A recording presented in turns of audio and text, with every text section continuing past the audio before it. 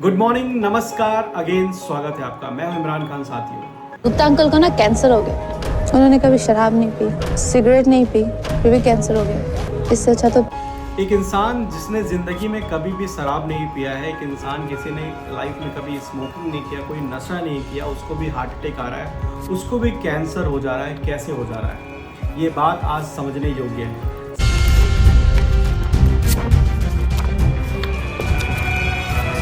साथियों, इन सब के पीछे कारण है और उन कारण को आज जानने के लिए एक वीडियो शेयर कर रहा हूँ। इस वीडियो को अंत तक जरूर देखिएगा। ये वीडियो आपके आँख, कान, नाक सबको खोलने वाला है। दिमाग की एक एक इंद्रिया खुल जाएंगी अगर आप इन चीजों को समझ। नमस्कार दोस्तों, कैंसर एक ऐसी बीमारी है जिसका डर लोगों को शायद से सबसे ज्यादा सताता है।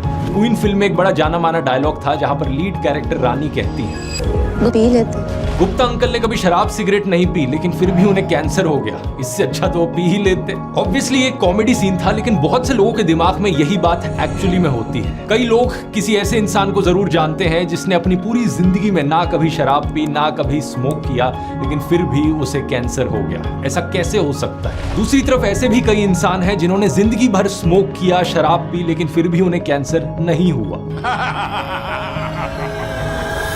सच बात यह है दोस्तों कि कैंसर अपने आप में एक बड़ा कॉम्प्लेक्स टॉपिक है। इस बात में कोई डाउट नहीं कि अल्कोहल पीने से 7 अलग अलग टाइप के कैंसर के रिस्क बढ़ते हैं, जैसे कि liver cancer, breast cancer, oesophagus cancer. और स्मोकिंग से lung cancer, mouth cancer, throat cancer और पैनक्रियाटिक कैंसर जैसे 16 अलग अलग कैंसर टाइप्स का रिस्क बढ़ता है। लेकिन कैंसर सिर्फ 16 प्रकार के नहीं होते, बल्कि 200 से ज्यादा अलग अलग टाइप के कैंसर होते हैं, डिपेंडिंग अपॉन ये हमारे शरीर में कहां से स्टार्ट होता है। तो अल्कोहल और स्मोकिंग डेफिनेटली 2 बड़े कारण है कैंसर के पीछे, लेकिन इसके अलावा भी कैंसर के बहुत से कारण हैं। क्या हैं ये कारण जिन्हें हटाकर आप अपने कैंसर होने का रिस्क कम कर सकते हो? एग्जैक्टली ये बीमारी कैसे काम करती है और क्यों इंसानों के लिए इतनी हानिकारक होती है, आज के इस वीडियो में आइए कैंसर को गहराई से समझते हैं। अब कैंसर को समझने के लिए दोस्तों स्टेम सेल्स को समझना बहुत जरूरी है। स्टेम सेल हमारे सर के बाल से लेकर पैर के नाखून तक की बनने की प्रक्रिया में योगदान निभाता है। इस वीडियो को अंत तक जरूर देखते रहिएगा, क्योंकि स्टेम सेल्स और कैंसर का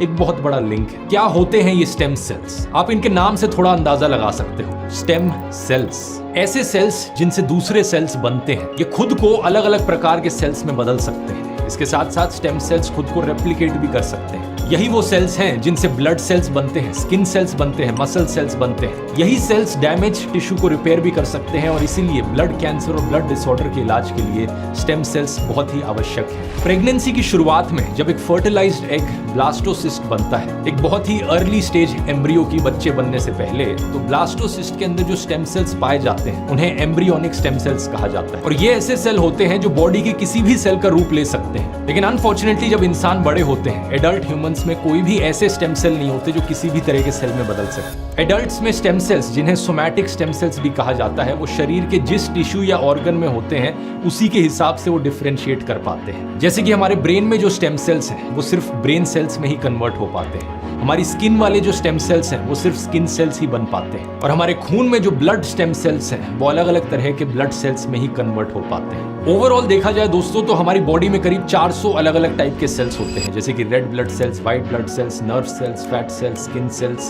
सितंबर 2023 में की गई इस रिसर्च को देखिए। इसके अनुसार सभी सेल्स का जो टोटल नंबर है हमारी बॉडी में वो ट्रिलियंस में है। एक छोटे बच्चे में 17 ट्रिलियन सेल्स होते हैं। एक एवरेज एडल्ट फीमेल में 28 ट्रिलियन और एक एवरेज एडल्ट मेल में 36 ट्रिलियन यानी कि 36 लाख करोड़ सेल्स होते हैं। हर रोज हमारी बॉडी में बिलियंस ऑफ सेल्स मरते रहते हैं और बिलियंस ऑफ सेल्स नए भी बनते रहते हैं। स्पेसिफिकली कहा जाए तो 330 बिलियन सेल्स यानी कि हमारे शरीर में टोटल नंबर ऑफ सेल्स के करीबन 1% हर रोज रिप्लेस होते हैं। फिलोसॉफिकली एक कहावत है जो यहाँ पर कही जाती है कि आप आज सुबह जो इंसान थे, अभी शाम को आप वो इंसान नहीं हो। आप पल पल बदलते रहते हो एक नदी की तरह। ये बात हमारी बॉडी के कॉन्टेक्स्ट में लिटरली भी सच है। और ये पल पल बदलना, सेल्स का दिन प्रतिदिन रीजनरेट होना, ये काम स्टेम सेल्स के द्वारा किया जाता है। सेल्स 1 सेकंड में 2-3 मिलियन प्रोड्यूस हो सकते हैं। इनका एवरेज लाइफ स्पैन सिर्फ 120 दिन का होता है। स्टेम सेल्स में भी खुद को रेप्लिकेट करने का और इसी तरीके से सेल्फ रिन्यूअल का पोटेंशियल होता है।